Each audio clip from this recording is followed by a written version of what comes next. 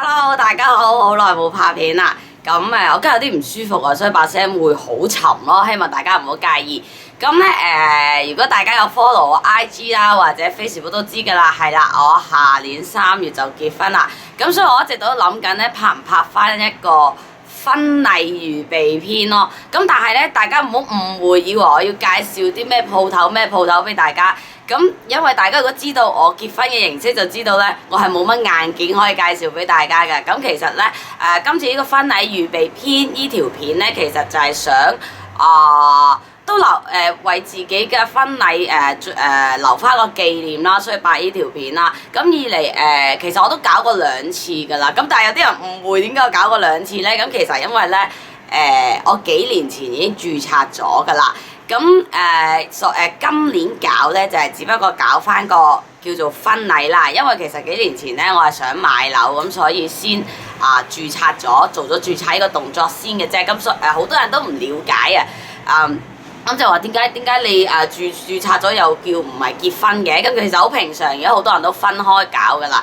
咁叫做搞過2次啦，當中咧都經歷咗好多嘢，都有啲心路歷程俾大家分享下。咁但係所以呢條片最主要咧，其實就係想分享一啲你婚禮會遇到嘅一啲困難啊，一啲波折啦，分享翻我搞完呢大龍鳳嘅嘢，一啲心路歷程啦，係啦，主要係分享一啲心路歷程俾大家啦。咁但係都有少少硬件介紹俾大家嘅。咁如果大家就結婚啦，又或者有計劃結婚嘅咧，咁唔知條片幫唔幫到大家？但係我哋立即就開始將你哋興奮、開心、期待婚禮嘅心情抌咗去。因為你一搞婚禮就唔會有呢啲心情，你只會有掹陣、燥底、煩惱同壓力嘅啫。第一個軟件咧就係要同你個伴侶一齊設下一條底線。咁就係咧，依條底線咧就係要喺大家已經同咗雙方父母傾之前，就要同自己嘅伴侶商量咗，到底一條底線可以去到邊咧？何謂一條底線咧？就係你可以退讓到去邊個地步？好多父母咧，4大元老佢哋都有一個想法，就係依日都係我依一生人之中最重要嗰一日啊，係佢最重要嫁女或者去娶新抱嘅一日啊，所以佢哋嘅心情咧，大部分咧都係同一對新人一樣，佢哋都認為咧，呢一日就係佢一生人之中其中一日最重要嘅。咁你諗下，一個場地，一個劇本入邊有 N 咁多個都覺得有 N 咁多個角色咧，都覺得自己係主角。咁嗰一日，所有自以為係主角嘅角色都擺埋一齊，係你安排唔妥當嘅話，係咪賴嘢先？係咪落個大風上就係咁樣出現嘅咯？即係所以咧大家要有條底線咯。如果佢過咗嗰條底線，大家就要堅持啦。因為咧可能咧你不停退讓，不停屈服咧，咁可能之後嘅嘢搞出嚟成個嘅婚禮，咁就唔係你哋當初二人心目中想要嘅嘢。咁依樣，但係你一生人只有一次嘅啫嘛。咁如果可能搞出嚟，你成個過程都唔滿意嘅，最後睇個結果你更加唔滿意。咁永遠咧，其實大家心裏面有條刺，你就會講一世怨一世㗎啦。第二個軟件就係你嘅遷就，你嘅體諒啦。咁好多人咧都會覺得呢個婚禮係我㗎嘛，係我同我老公，或者我同我老婆㗎嘛。咁有好多嘢我梗係想自己決定，堅持大家嘅底線。咁但係咧，既然有得底線，咁即係有退讓嘅空間啦。咁所以咧頭先我講嗰幾點咧，其實好多咧後生或者未搞過啲婚禮都唔知，原來4大元老係咁 care，佢哋有佢哋一個傳統嘅思想、傳統嘅習俗喺嗰度。咁所以咧，各位新人。除咗堅持自己嘅堅持之外咧，亦都要睇下有邊一方面可以作出讓步。4大元老唔想，咁你可能問清楚點解？因為以我經驗咧，佢哋係有好多奇怪嘅習俗咧，你係聽都未聽過嘅。一搞呢啲 big day 咧，佢哋嘅理智線咧斷晒㗎啦，唔知去晒邊嘅。佢哋係諗唔到咧，新人或者有時唔係怕麻煩唔想，係有時經濟負擔唔想。咁如果大家真係有經濟嘅壓力唔得嘅，咁就直接同父母講。我相信你答得出嚟話，我經濟壓力好大，我唔夠錢擺。咁我相信咧，父母咧會作出退讓嘅，因為你冇錢就冇得擺噶啦，你唔通自己攞張摺台去酒樓食飯啊？個人就好倔強嘅。我講嘢好直嘅，我係咁啊咁，我一嘢扮落嚟你度嗰扎嚟嘅。咁如果你好似我咁嘅性格，咪揾你伴侶開口講咯，你伴侶會識婉轉啲㗎嘛。我都以為好簡單啊，求其帶嚿錢上去，我 book 咗嗰日咪上去簽字咯。咁啊要準備啲咩啫？咁後來先知原來棘住好多問題呢，係喺四大元老佢哋提出嘅問題嗰度，咩都唔知。咁之後呢，我足足失眠咗2個幾3個月。我嗰2個幾3個月呢，日日都只能靠食安眠藥先瞓得着。咁我仲要係臨尾食到呢，加大個份量，即係我臨尾食到一段時間呢，我係食咗安眠藥都瞓唔着。點樣何謂瞓唔着呢？大家都知道成日夜啲到，唔係嗰隻瞓唔着，係我可以呢，由夜晚坐到第二日嘅晏晝，我都崩潰式坐喺度瞓唔到覺，隻眼呢係得唔到。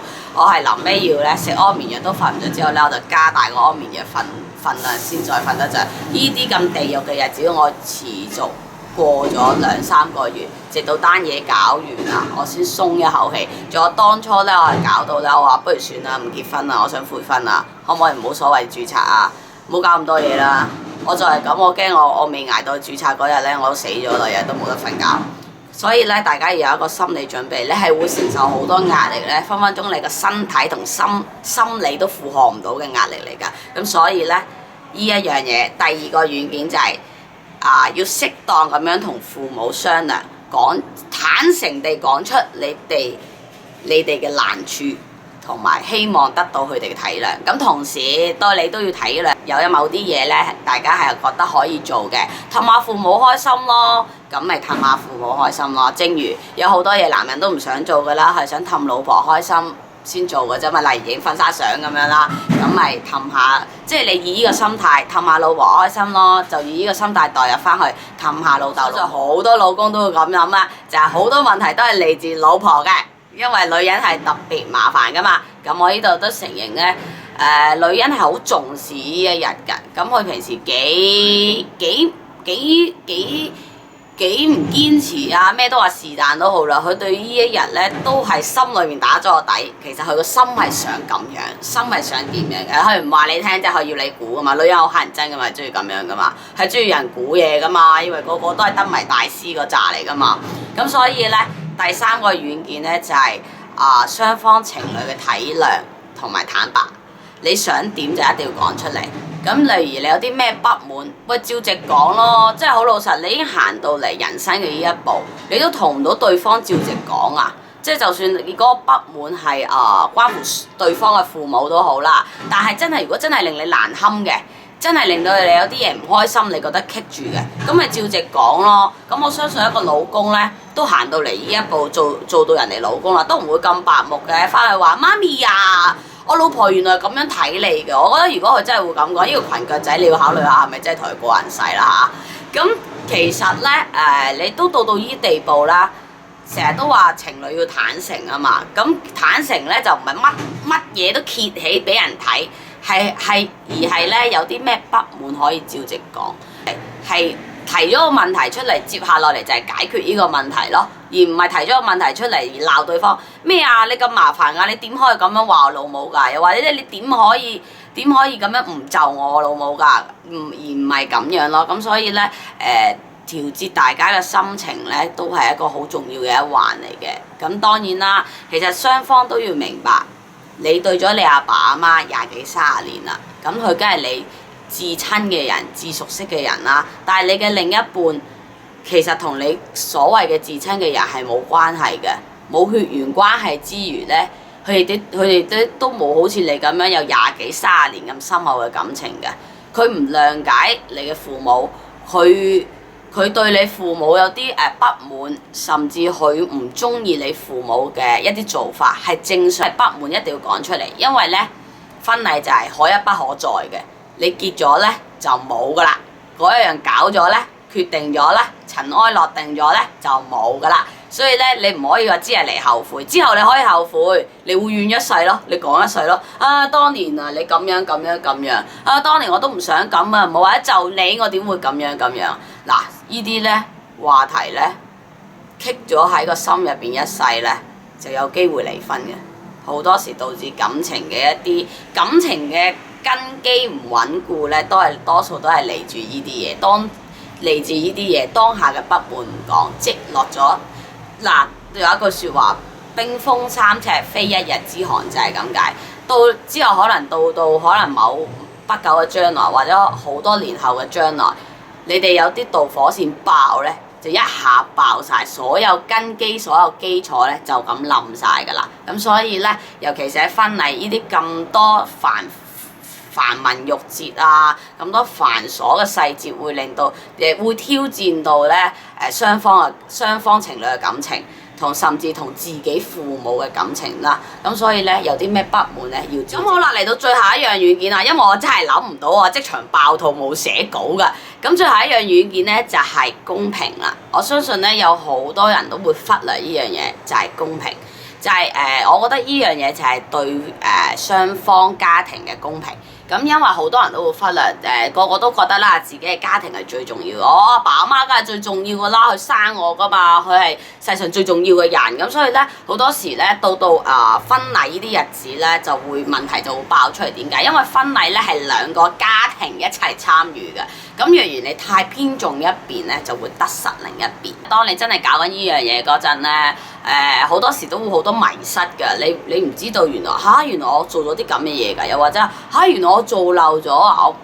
同埋有好多時咧，你都睇唔到對方嘅感受，更加你睇唔到對方屋企人同埋自己屋企人嘅感受啦。所以咧呢樣嘢有時可能你係局外人先睇到啦，又或者盡可能自己跳出少少個角色啦，即係跳出自己啦。喺自己以外嘅角度睇下我呢個決定係咪對得住自己？我自己又中意，伴侶又中意，而且雙方父母亦都滿意嘅咧。咁睇落去咧，我講咗咁多個軟件咧，好似都話咩都要就晒人嘅感受啊，咩都就人。咁個婚禮咪唔係我嘅咯。